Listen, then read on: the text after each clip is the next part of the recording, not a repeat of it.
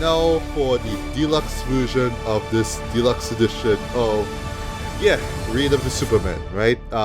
So basically these are gonna be two tacked on episodes, if you will, right? And they're gonna touch on, well, obviously 2025 Superman, right? So the first video, what you're watching here right now or listening to here right now, is gonna be spoiler free talk on that film. Then, of course, the second one will be all spoilers, right? So, of course, don't check that one out unless you've seen the film, right? So, 2025 Superman. This is the reason why I decided to do this special in the first place.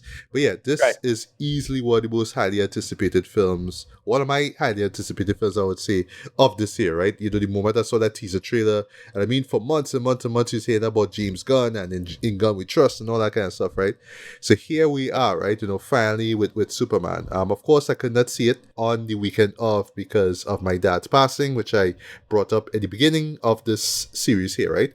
But I finally got the chance to check it out. I checked it out yesterday. I'm actually glad that I did that. Not just because I wanted to see it, but, it was a great, pick me up, from just all the emotional devastation I was dealing with over the past week, right? So it did lift my spirits. I'll give the show credit. It did lift my spirits, right? But CC, if you don't mind, can you just give us a brief synopsis on what this new Superman is about, and then we'll jump into our spoiler-free thoughts, and we'll give ratings one time, and then, of course, the next video, we'll just go all spoilery. But CC, what was Superman about? Also, I do find it hilarious that you were like, I've been so excited for this since the teaser trailer, and I'm over here like, I've been excited ever since December 2022 when they announced that James Gunn was writing a Superman movie for DC. Right. True, yeah. All right. Well, the new Superman movie from Warner Brothers, released in 2025, begins in media res. It begins with, it has been 3 years since Superman has been active on Earth and is established as a superhero and has been, doing his whole flying around, saving people, that kind of thing.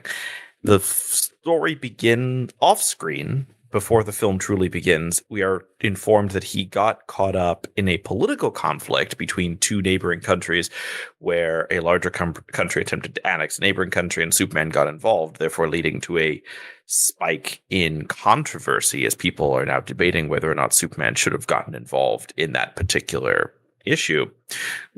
Then leading to a supervillain who claims to be related to the larger country, although who then defeats Superman in battle, and this, we are told, is the first time Superman has ever been defeated. And the film, again, using the synopsis as possible, basically, this is a story of Superman essentially navigating an uneasy connection with the people of the Earth. This is about a man who wants to save everyone, trying to navigate how he is seen and how he is perceived by the world. He and Lois Lane are... is that a spoiler? No, you see them kiss in the trailer. No, this is also a Superman movie where Lois Lane and like Lois Lane knows that Clark Kent is Superman, and they are navigating their relationship as well. And meanwhile, while all this is going on, Lex Luthor, who is involved in certain events, but we are not told how as of yet, only hinted at, is attempting to use this period of time where the general public is suspicious and skeptical of Superman to permanently drive a wedge between them so that he can execute his own nefarious plans. All right, so allow me to just give my thoughts out one time, because unlike you all, I saw this just yesterday, and you guys had a week to pretty much process your thoughts and pretty much have your opinions on it and whatnot, right? Which I honestly don't think changed over the past week or so. I really don't think so, right? But for me, right, what I will say, I have to get this out of the way first of all, right? James Gunn is slowly shaping himself to be a comic book movie author. Right? Because I don't think there's been any filmmaker, even Bryan Singer, who we touched on earlier, right? He did, Hmm. 3 X-Men movies and Superman, right? Superman Returns, Yeah. sorry, right? But when it comes to James Gunn, because we have to think about like Peacemaker and Creature Commandos, right? And of course the Marvel stuff as well, right? I don't think there's any filmmaker right now who has been able to carve his name as far as like just comic book movies like him, you know what I mean? And that's Oh kind of no. amazing, That's really kind of amazing when you think Well, about it. normally one of the things in Hollywood right now is that there's a tension between auteurs and the fact that IPs or intellectual property is supposed to come with its own list of do's and don't rules. I would actually say it's probably the defining tension of this era because we are living in a particularly IP-driven era of Hollywood, and Right. it's really difficult to be a filmmaker with a distinct style when the studio expects the main personality on screen to be that of their intellectual property. You go to see a Men in Black movie, you don't go to see Barry Sonnenfeld or F. Gary Gray, you go to see Men in Black, for example. James Gunn is fascinating because James Gunn has found a way to exist in both spaces. He delivers the comic book movie that makes studio execs happy because it's still, within that particular comic book. But he also always whatever he makes is always distinctly his own. It has his style, his themes, some of his recurring actors and crew and things like that. Like you can always tell when you're watching a James Gunn movie. I mean, there's a couple other filmmakers. I would actually give a shout out to Ryan Coogler, who the Black Panther movies are distinctly Ryan Coogler films. But you're right, most filmmakers struggle to exist in that particular arena of between like, yeah, this is a big intellectual property from a studio, but at the same time, like, I'm a filmmaker trying to, with my own personality as well. This is what leads to things like, the whole controversy surrounding The Last Jedi, for example. Yeah, like I was thinking about that while I was watching this movie because this is arguably, at the same arguably, because we have CC here, right? Who is I don't want to say worships James Gunn, but has appreciated this guy's work for years. Every room I walk into, I'm the biggest James Gunn fan, and I'm okay with that. I am okay. Listen, I'm a big Tarantino fan, right? So it's like that, right? You always have that director that you just admire above all others, right? So yeah, but yeah, for me, this is the most comic book movie that I've ever seen from James Gunn, right? For better and for worse, right? In the sense that I like the fact that he is just wholeheartedly, unabashedly just embracing his love for comic books. He's just delivering a literal comic book come to life. Just right down, like you could tell, you could even like pick up on the fresh comic book smell. You know what I mean? Like when you just take it out the shrink wrap, right? You could smell it in this movie, right? It's that really feels like you're watching a comic book, right?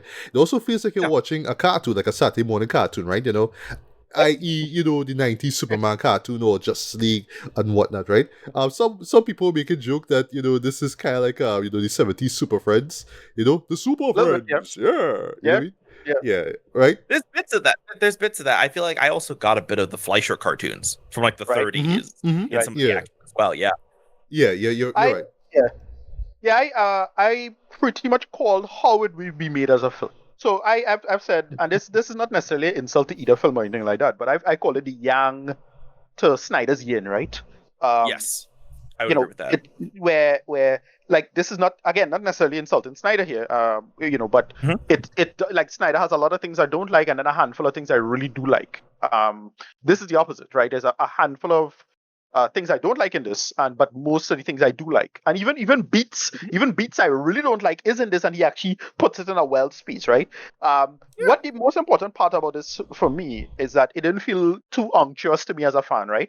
Like I call this the where Singer just didn't work for me because it just felt like, oh, you like this as a Superman fan, and it just does the most crass and obnoxious nostalgia. This doesn't do that. This appeals to nostalgia in many ways, but he tells his own story and it feels like its own thing. And it just does that so much better. Because in my head, I was like, the worst case scenario is that we would get Superman Returns again. Like that, we'll just get another Superman Returns. We didn't get that. We get appeals to classic Superman, but it really does its own thing and frames itself. And this coming from me, it sounds like an insult, but it's not an insult. I call it the Orville, but for Superman, right? It just Mm.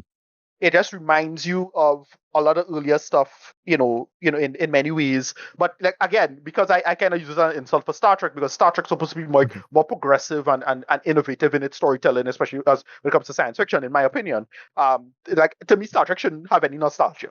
That's kind of a thing with Star Trek. Star Trek should keep That's a good progressing point. and go different. But with Superman, I don't have a problem with that at all. Nope. No, go back.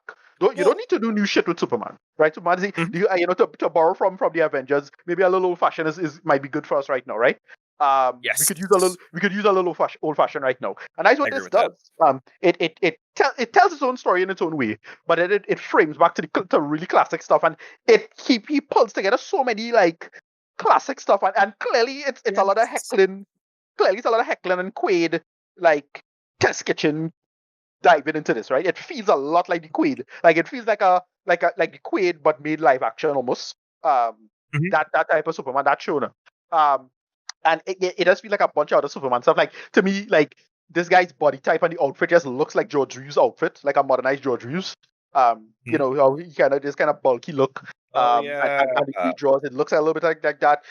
You mentioned Superman the animated series. It feels a lot like an episode of Superman the animated series. Yes. Yep, that's great. That's because that's Yep, the yep. intention.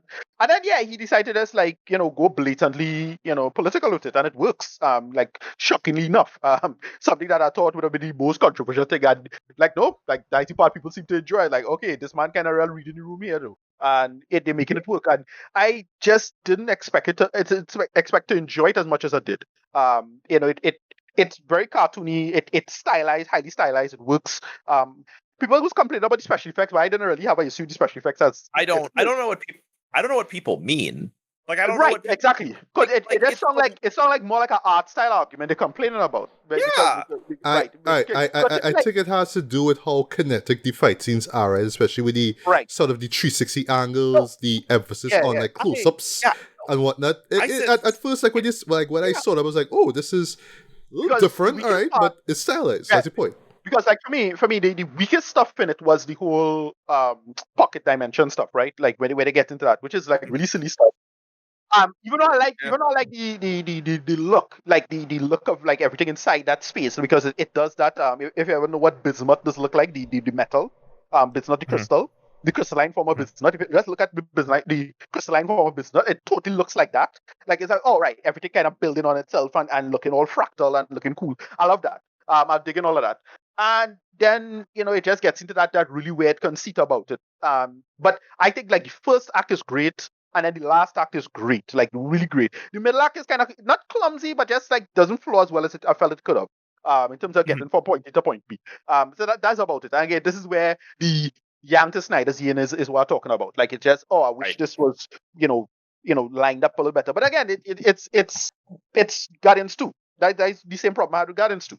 Like so, it's like okay, right. This is where Gunn's weaknesses comes in that sense now. It's just stuff just feels a little rushed and a little too much, and they could have just have it just tie some threads together. But it still works for what it is. And I just had so much fun in theaters just watching this thing. Just it's just me thinking, if how I think of how James Wan may think about this, and just what I would do if I was in this place. And he just kind of just absolutely nail exactly where it should be doing in the time, in the space, setting up things the way they set it up, but you still tell a good story. It just feels like a week in the day of Superman. They didn't feel like this big epic myth that needs to be told. Like no, they have one narrative beat that is controversial, kind of, but it makes perfect sense to me at least. In the conceit, which is all I'll say. I don't know if this is a spoiler, but I suppose you could go into spoilers. But it might be a future spoiler if I say who it is. Mr. Oz, right? If you know who Mr. Oz is, right? This story beat basically getting into the idea of what the parents is about. And like, all right, that is an interesting take and an interesting spin on it, right? Yes. Because this is also very Man of Steel also deals with this, right? This idea of letting go Krypton, but then why let go Krypton and so on, so right? And that whole aspect of it is like, okay, that is a good beat. I felt they could have gone into that a little more, and I was so surprised that they didn't have Lex Luthor get into it, right? Because Lex Luthor is just, oh well, he's like, oh, he didn't lie about this, and this is like, oh, this is exactly why I trust it. And I thought they would have leaned into that a little more, but nah. They tell it for what it is and then they make it work. And I just think it's very bright and silly. And it comes together really well. But I think it's perfect for like a new audience who come into Superman and just sorry to say it, so much time, over 10 years since Man of Steel, so it have a whole chunk of people who just didn't know that Superman could be like this. And like, oh wow, that's kind of shocking, like to me, right? But Well- it go ahead, sorry. Well, one of my favorite things about it, well, actually, was about the movie going experience. Was I saw this in theaters, and I was delighted there were kids in the audience. Like I could, and there were a bunch of them. This was their first Superman movie, and they get to see this on the big screen.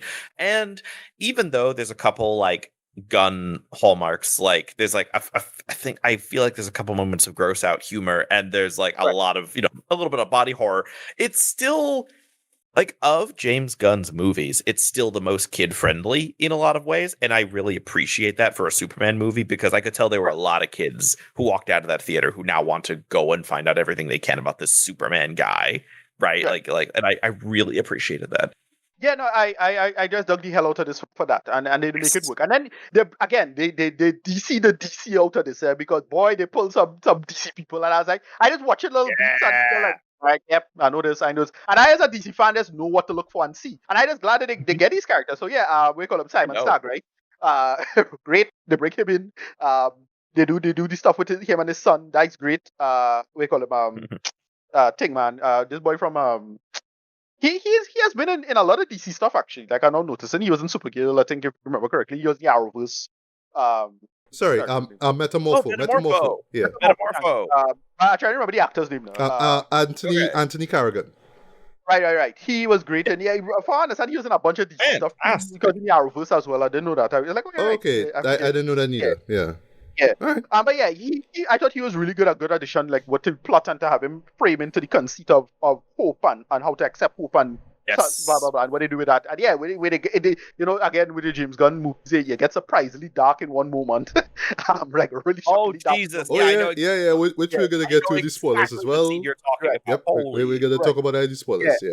And they make it work. And then this Lex Luthor is a Luthor that I don't necessarily love, but I get, it's a Luthor that works for the most part. It's trying to match, hodgepodge a bunch of ideas of Luthor, but it mostly works for the most part. And I really like what they're going for with that. And this, I just couldn't be mad to this. Like, as I said, it's young to Snyder's Ian. I couldn't see myself doing anything different, to be honest. Like, it's like, okay, this is how you go with this. This is what you conceit you build from here, and they make it work. And somebody like the final reveals involving a certain character, involving this and that, and how they come together and make it work. And they just make it feel like just a one-off universe, but they don't try to make this big world myth building thing. They just tell a story.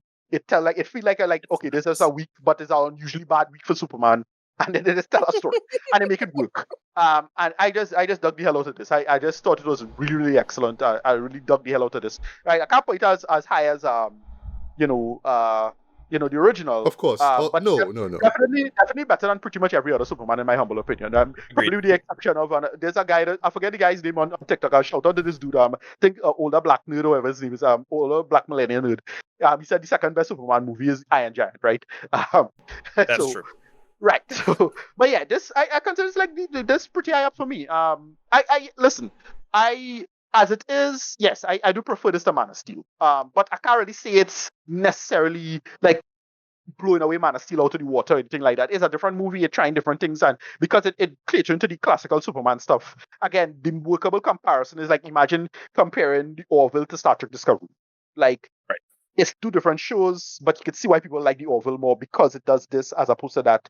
And Discovery tried to do something, but kind of floundered in doing it because it tried to go in a different direction. That's how it is. And for something like Star Trek, I would be more catering to something like Discovery because, again, Discovery is attempting to do something. But for Superman, no, it's the opposite attitude I have with respect to that because, no, Superman is something that you have to cater to the classic storyline. You don't need to get innovative for Superman. Sorry.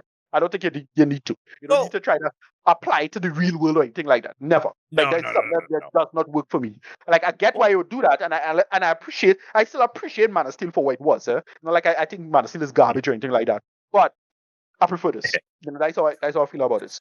Rating. That's gonna give him a rating, and then we can talk about spoiler stuff. Yeah, like an 8 out of 10, closer to a 9 to be honest. In my head, I have it 8.5, pretty high. It just does so much right. The little it doesn't, the little it does bad, or at least what I would consider bad, is something that I could either let slide or ignore. It's not like a big deal for me. As it is, they even bring back the dreaded real estate plot line, and it still works kind of. I lost my mind that they made Yeah. that work. Yeah, and they still make that work in the context of the storyline. Like, hey, God, that's how you had to do this. This is just good pivoting. Like, yeah, that's all. If it's anything, the only flaw is that he have a little too much in it. It jam a little too much in it. I mean, I'd cut a couple things nice about it. As it is, really loved it, and I really appreciated that this movie exists, and it does show how much promising future material it is as it is going forward, Yes. especially how everybody performs and all the new characters who comes in make it work, and like, oh shit, them could get a show, this man could get a show, this could work. I can see myself mapping out the DC universe and how Gunn may or may not do it, and who could get which characters they go push on or not push on going forward. Yeah. Really, well, I mean, like, I don't know about you, but that character that they revealed in not the post credit scene, but the final thing, I'm hyped for that movie. Right. I'm absolutely that I am stoked for that movie already. Like, holy shit. Right. So, auto Terry aside, right? I do think that the show is messy.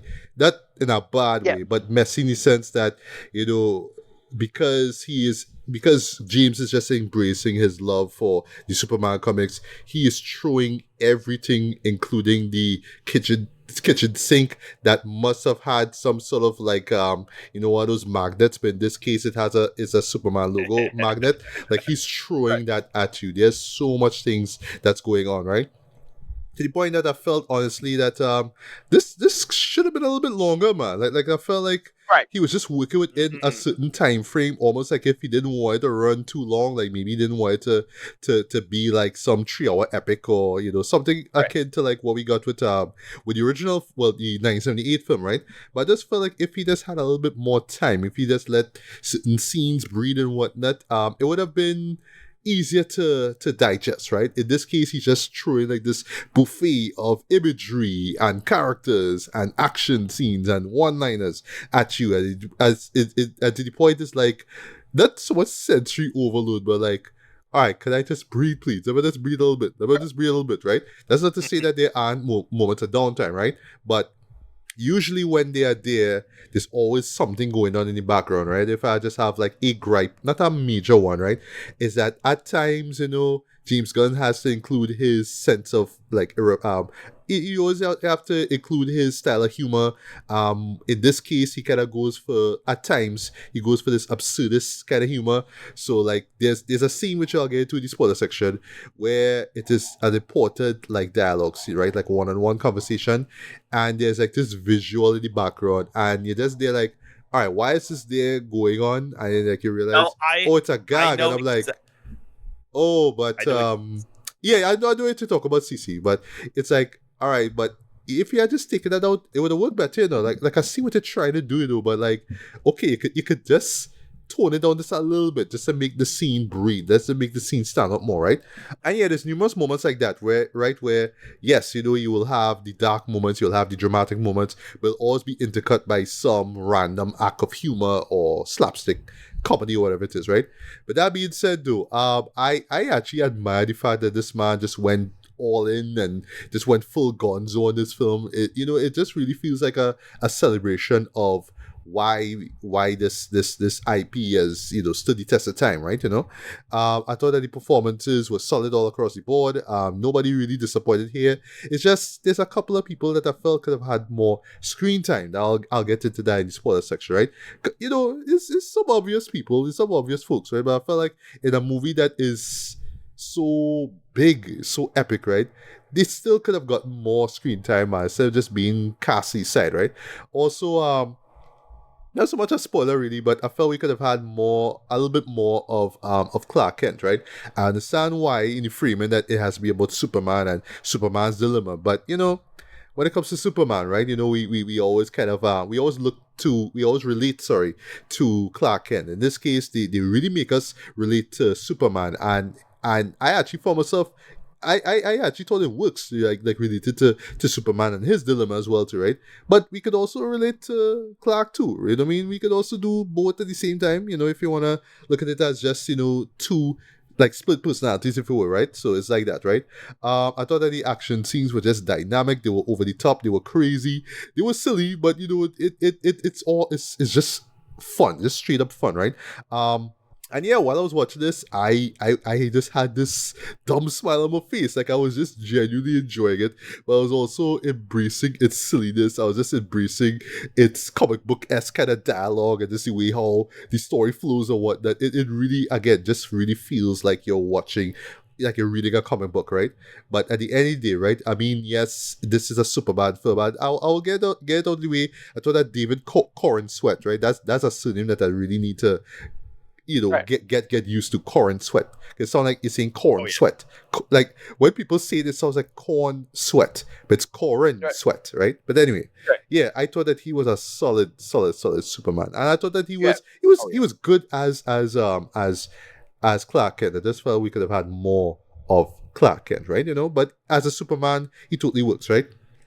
Rachel Brosnahan is solid as Lois Lane. And yeah, my boy Nicholas Hoult, he shines though as Lex Luthor. I like that in this case, like though he is my favorite Lex Luthor, right? But I like it how in this case he feels very contemporary, right? And that's what I'll say about just the characters in the show. They feel very contemporary, right? They feel like in this case with Lex Luthor, he feels like, oh, I go on social media, this person talks shit about me, I can deal with that person because I'm Lex Luthor, bitch. Right. He's that type, right? And you see it in this very over-the-top kind of fashion, which you'll get into in the spoilers.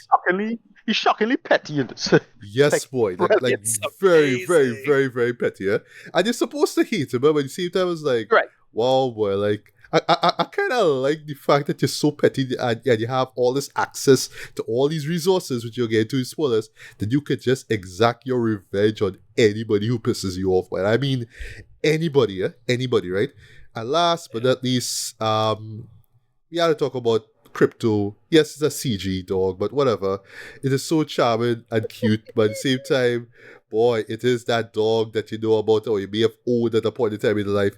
Yeah, that you just can't leave alone in a room by itself because it will just rip up shit, it will bite shit, it will just demolish shit. I say demolish, right? But you know what I mean, right? It will just tear up into anything, right? It's that type of dog, right? But yeah, how he is framed in the story worked. There's a nice reveal at the end where, like, because I know there'll be people going into this like, why we have this stupid dog in this? Like, why are we doing Crypto James? Right? But then they show why, people. Right? Yeah, they're boring people, right? But then they reveal, oh, that's why. It's like, oh, and I was like, oh, okay, I see what you did there, right? So yeah, while it is messy, and while I say messy because there's a lot of things going on, right? It's literally like James Gunn was just drinking Red Bull over the course of like a weekend and just wrote this thing out, right? It really feels like he was just jacked up over energy drinks when he wrote this, right? But again, like for me, I think the biggest takeaway from this show, boy, is just James Gunn, boy, just really shaping himself to be an author when it comes to comic book movies, and just giving us probably the most comic book movie he's ever put out, right? Regardless of studio, right? In this case, it's DC, right?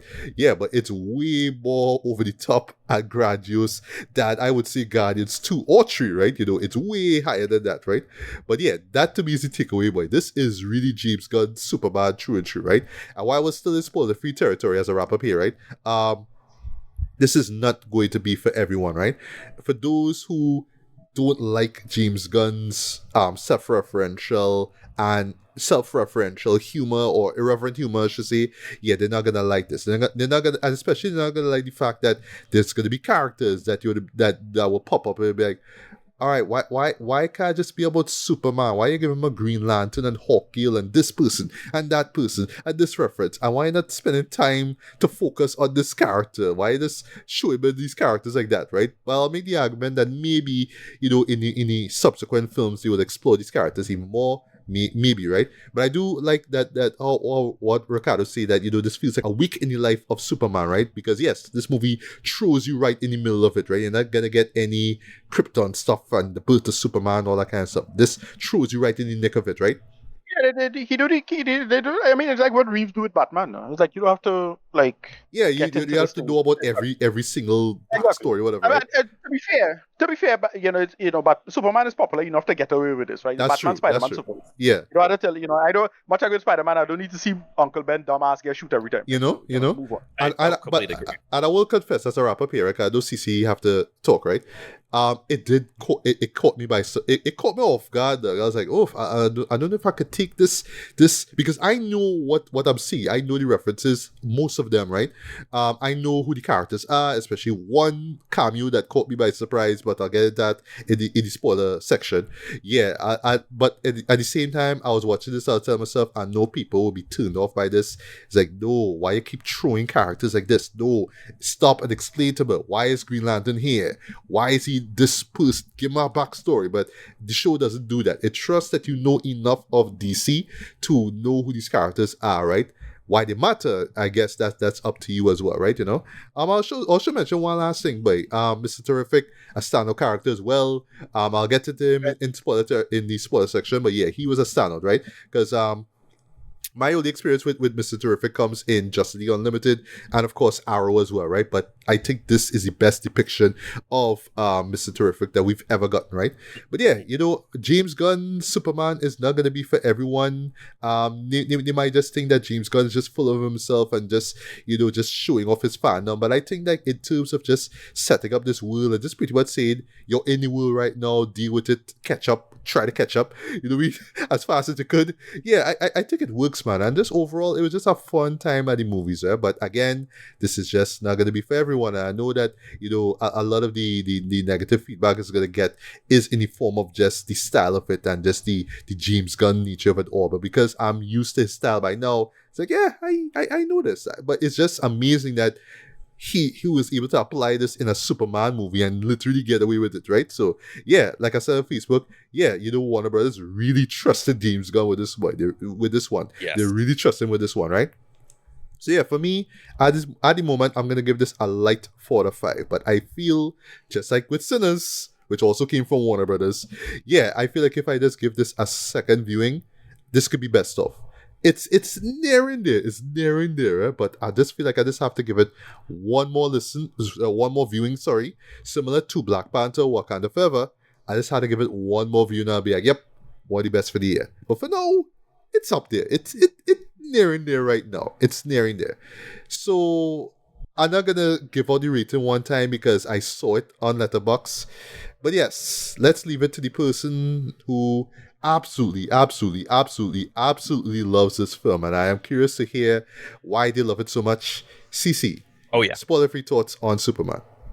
Spoiler-free thoughts on Superman. So let me put it this way: there are two reasons why James Gunn is one of my favorite contemporary filmmakers.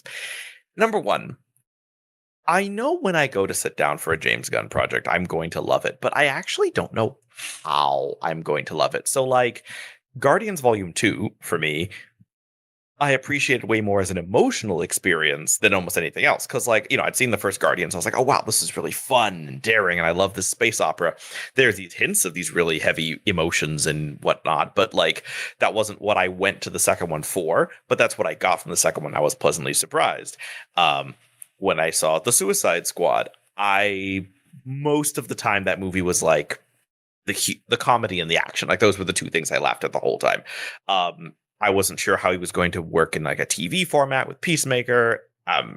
Absolutely like nailed it again. But like even that film, like more of the emotion stuff. But then like there's these balance of James Gunn things, which is a certain amount of like creativity, imagination, the themes he likes to return to again and again and again.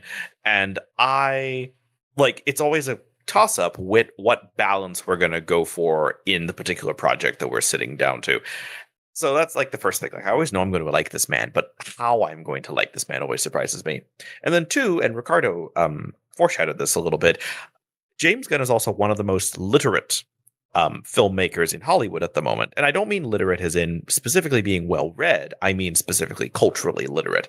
So yes, this is a Superman movie where you can see the influences of like decades of Superman in the comics and in television and just all over the place and previous films because, like one of the big problems I often have with contemporary blockbusters is that it feels sometimes like blockbuster filmmakers only watch other blockbusters.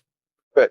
If that makes sense, like there's this weird kind of self-referential kind of incestuous quality that a lot of blockbusters have where like, oh, why is this scene shot like this? Oh, it's shot like this because every other scene in a blockbuster is shot like this. Like there's not quite the same level of imagination and creativity.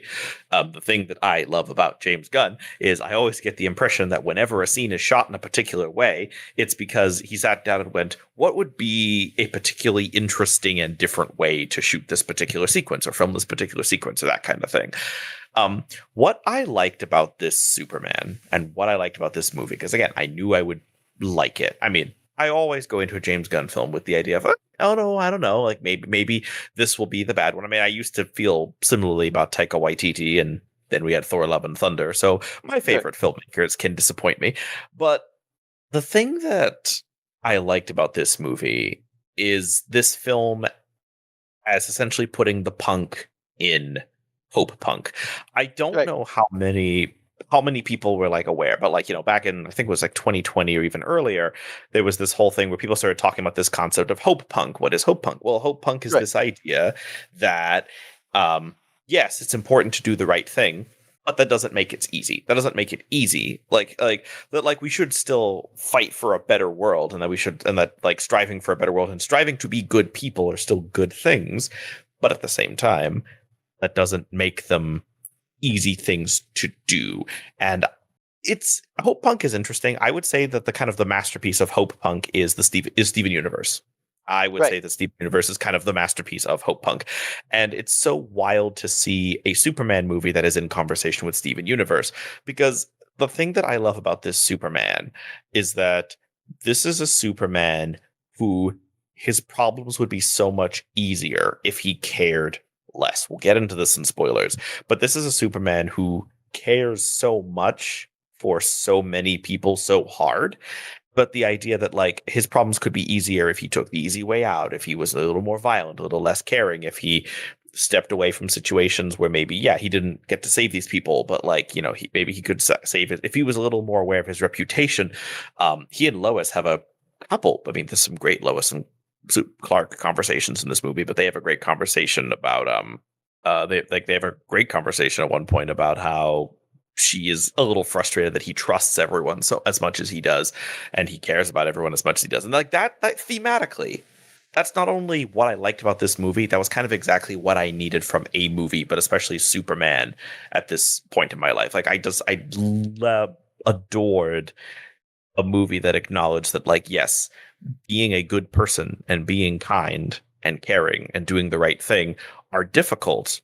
It is not hard. It is not easy. Like, this is a very dark world, but it is still worth doing those things. And then there's all the stuff that I appreciate about James Gunn. You talk, Matthew, about the movie being somewhat overwhelming. I think that's why I like it. I am so tired of blockbusters and just movies in general, even just art in general, that I feel like are dumbing things down for me, if that makes sense. Or that are trying to like make things really easy for me to understand.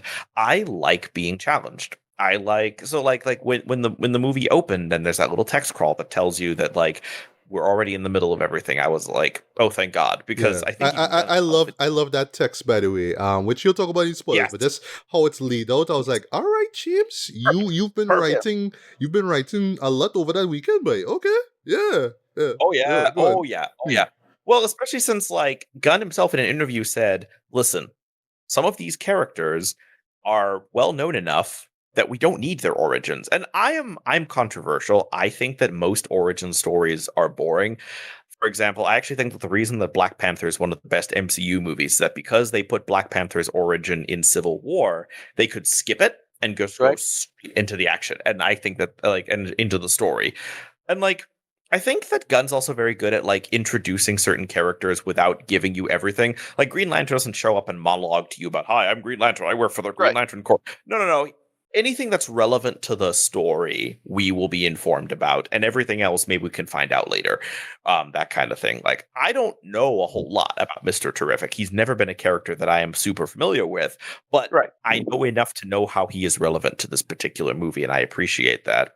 Gunn as a filmmaker has only gotten more confident. There was a big, I think if you look at his films chronologically, there's a big step from Guardians 2 to the Suicide Squad, where you can tell that the way he made, because like if you compare the action, because like I love Guardians 2.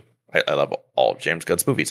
I think the one that for the record, since people are going to think that I don't have any sense of moderation with this man, I think the film of his I like the least is Super, not because I think it's bad, because that is a difficult movie to like. I love what it is saying and the things it's about, but it is just not a movie that I find myself readily able to just kind of throw on. Yeah, it's kind of mean spirited though, you know. Yeah, exactly.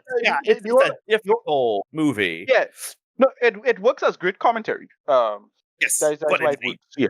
But it is a difficult viewing experience. And then I think some of his early screenplay work is actually not my favorite. But yeah, one of the things I really appreciate is that if you look at him as a director, he's only gotten more creative, especially in the way he shoots and directs action. Comparing the action in Guardians Volume 2 to the Suicide Squad, there's a lot more creativity. There's a lot more like, we're going to create these absolutely gonzo bananas scenes. I love the way he uses the fact that we're making comic book movies as an excuse for creativity. So like, okay, this character has this power set. So what kind of cool, fun things can we do with this character for this action scene, for example? Right. And so we end up having a lot of and we'll get to that in the spoiler bit, because there's a bit Matthew mentioned that they have a dude just explode his body to acid. Like, yeah, that's how wild shit. No, that's the kind of thing that I love, especially especially when if you go back, viewers, not saying you need to go back and re-listen to Superman Returns, even though you've listened to it already. I mean, that would just bring up Matthew's view count, and I'm certainly not advocating for you definitely to go and help my friend with the algorithm. Wink, wink, nudge, nudge. If you but if you go back to my Superman Returns review, one of the things you'll notice is that I called it a failure of imagination. That it's a movie that, even though it's got this really cool character, it really struggles to know what to do with him. Gunn, I never get the sense from any of James Gunn movie that he ever doesn't know what to do with these characters. Like, he always sits there and is like, okay, what's the most absolute cuckoo bananas thing I can do with some of this? Like, ooh, that character's power has this really weird implication. Let me see what that would look like. Again, the character you mentioned who exploded into acid, for example, that was great. Like, that's the kind of thing I'm talking about. So yeah, I come for the creativity. I come for the emotions. I come for the actual attention to theme, performance, the media literacy. And I will also say there's a couple times where I actually felt like James Gunn had dialed back some of his trademarks, because we talked earlier about James Gunn being one of the only auteurs in the IPs in the space with like intellectual property. The cheat he used to use, I feel like, is making movies about characters that other people didn't care about. So if he like messed with them per se, then people wouldn't really complain or anything. Right. But this is the first time he's doing a character as big as Superman, where if he made pretty major, like if he changed Superman as much as he changed like the Guardians of the Galaxy, there would be more, thoughts about it. But he doesn't do that. He actually dials himself back. This movie doesn't have as many of the needle drops that I expect from a Superman, from a James Gunn movie. That's true. I'll make quick mention of that in spoiler section. Oh yeah, no, well, matter of fact, I'll just say it now because it's not really a spoiler. There's not that much needle drops. Like, I stuck around like many people for the very end. There's like probably 4 songs, out of the soundtrack. Yeah. Well, excluding the soundtrack, sorry. There's like 4 songs there, and one was made for the movie. Correct. But yeah, those needle drops admittedly didn't stand out. Like, let's just say the ones from Guardians 2. Like, there's a lot of needle drops in that one that stood out to me so much, right? More than this one. Yeah. And it feels like very much like he intentionally dialed that part back, because he was like, okay, this movie, this is going to be a little different. This is Superman. I've got to give Superman space to be Superman. I need to, although it is funny, he still pulled the trick of the two of the needle drops have seen massive boosts on streaming.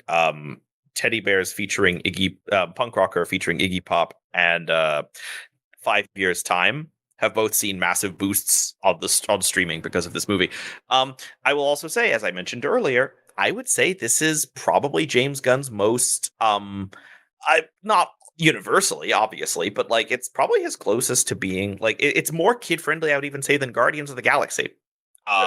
Because Guardians would occasionally have these moments of like, ooh, that joke's a little sexual. Oh, that death is a little bit gnarly or whatever. Like, ooh, that I'm not sure if that was like in a movie that like kids can see. But again, I didn't have that with Superman because again, Superman being the kind of character he is, it's important to make a Superman movie that kids can watch. And I'll stand by that. I think if you make a Superman movie that is inappropriate for children, you've kind of misunderstood the character a little bit like that, but that's my hot take. Yeah, I mean, obviously my rating is 10 out of 10. Was there any doubt? Is anyone who's been listening to this podcast, Freddie and I, ever thought that I was going to like watch James Gunn's Superman and not absolutely give it a 10 out of 10? Like, I mean, and like, it's not even a question of like, it's perfect, but for me, a 10 out of 10 for myself is very much in the vein of like, any problems I have do not take away from everything. It's more of an equation, if that makes sense. It's like weighing the things I am not as fond of versus the things that I adore, and kind of coming out with kind of a there's not none of the any of the things that I'm not in love with, and there's very few of those even to begin with, are not nearly enough to kind of tip the movie into a more negative space for myself. Yeah, no, I loved this one. I think if unless something comes across in the back half of the year, this is second place after Sinners is like my favorite movie of the year, I think, among new releases. Definitely. Right.